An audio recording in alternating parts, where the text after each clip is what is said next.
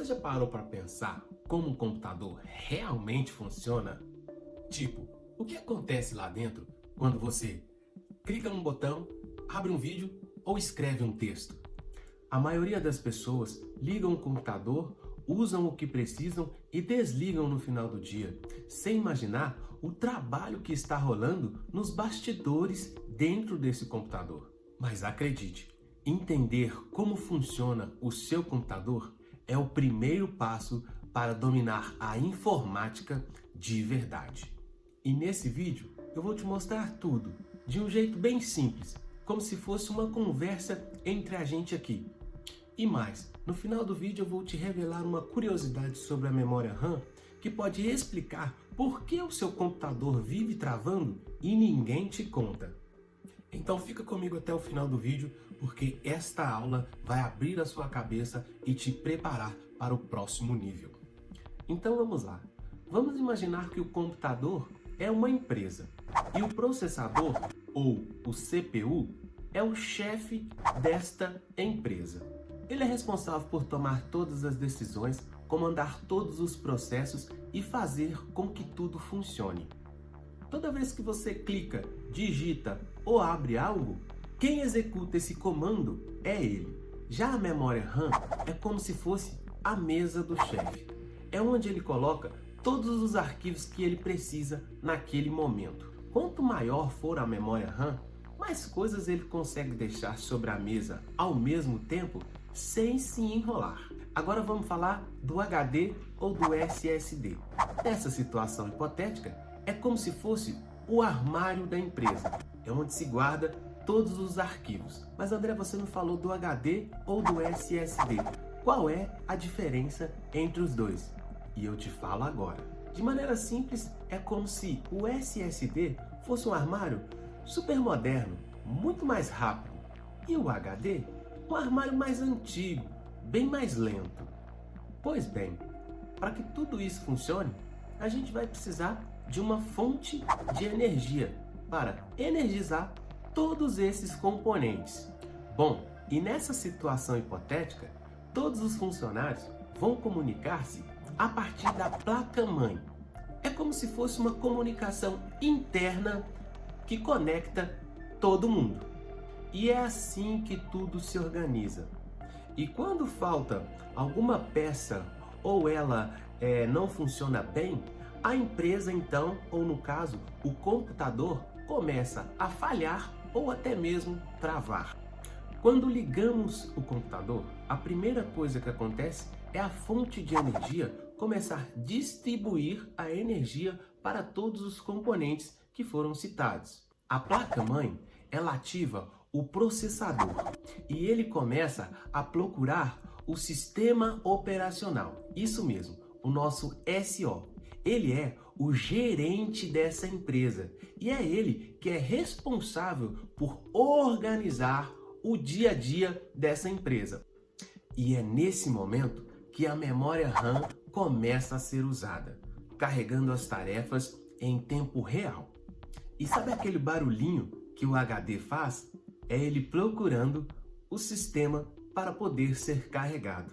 E quando tudo está funcionando bem, o sistema abre rápido, os programas abrem com fluidez e você consegue trabalhar sem estresse. Mas quando você tem pouca memória RAM, um processador fraco ou um HD muito cheio, a empresa começa a ficar sobrecarregada. É como se o chefe tivesse uma mesa minúscula e uma imensidade de papéis, de arquivos para lidar e um armário muito velho que demoram uma eternidade para poder abrir. E aí, é claro, o desempenho ele vai lá no chão. Agora atenção a essa curiosidade. Tem muita gente que compra computadores de 8, 16 e até 32 GB de memória, achando que isso vai turbinar tudo.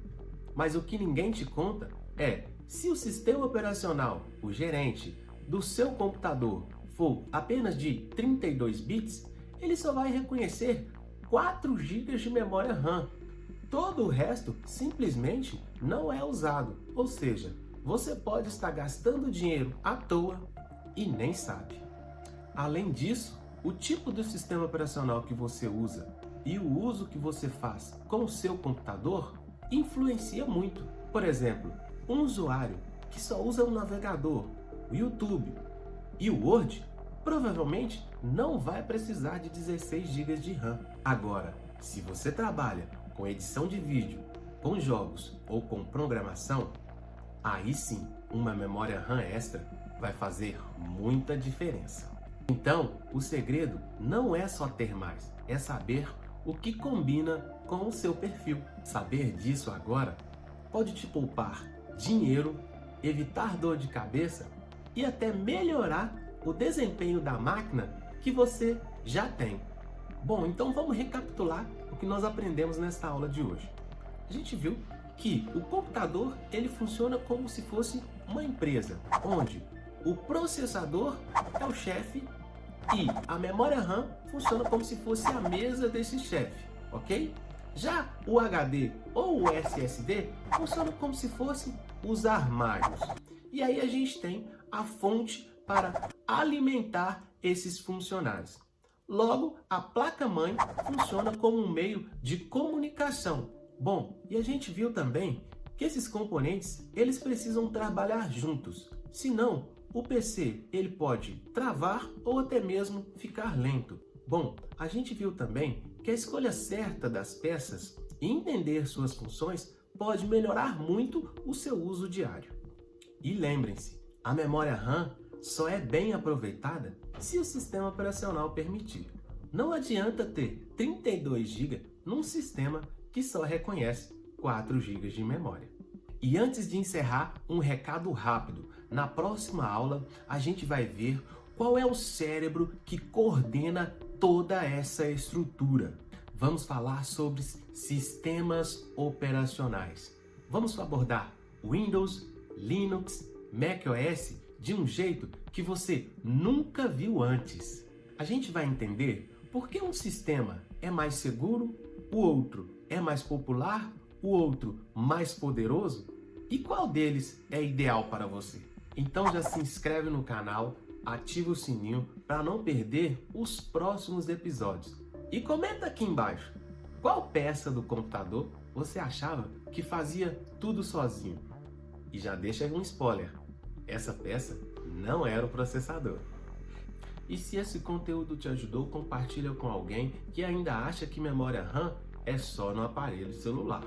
Agora eu vou deixar 2 perguntinhas e eu quero que você responda aqui no chat. E a primeira é, por que a memória RAM pode ser comparada a uma mesa de trabalho no funcionamento do seu computador?